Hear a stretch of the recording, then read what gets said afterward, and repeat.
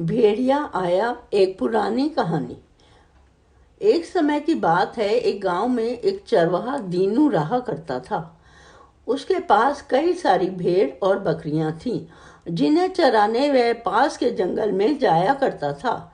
हर रोज सुबह वह भेड़ों को जंगल ले जाता और शाम तक वापस घर लौट आता।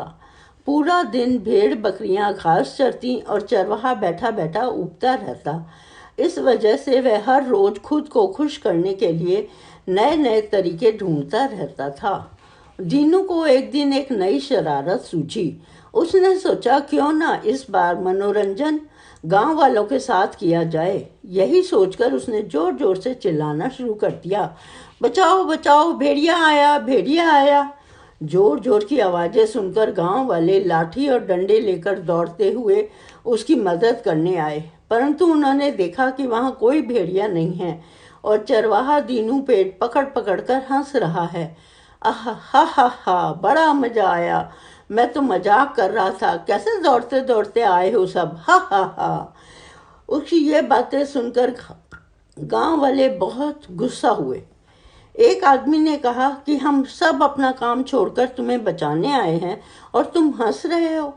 ऐसा कहकर सभी लोग वापस अपने गांव की ओर लौट गए।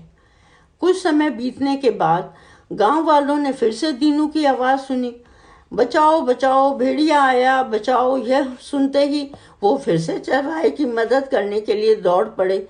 दौड़ते हाँफते गांव वाले वहां पहुंचे तो सब देखते हैं चरवाहा दीनू अपनी भेड़ों के साथ आराम से खड़ा है और गांव वालों की तरफ देखकर जोर जोर से हंस रहा है।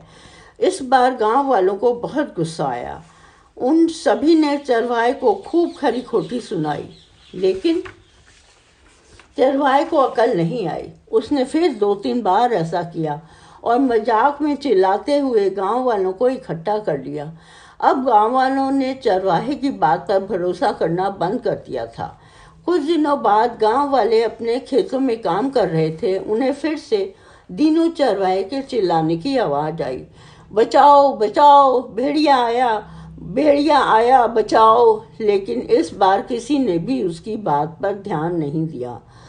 सभी आपस में कहने लगे कि इसका तो काम ही है दिन भर यूं मजाक करना।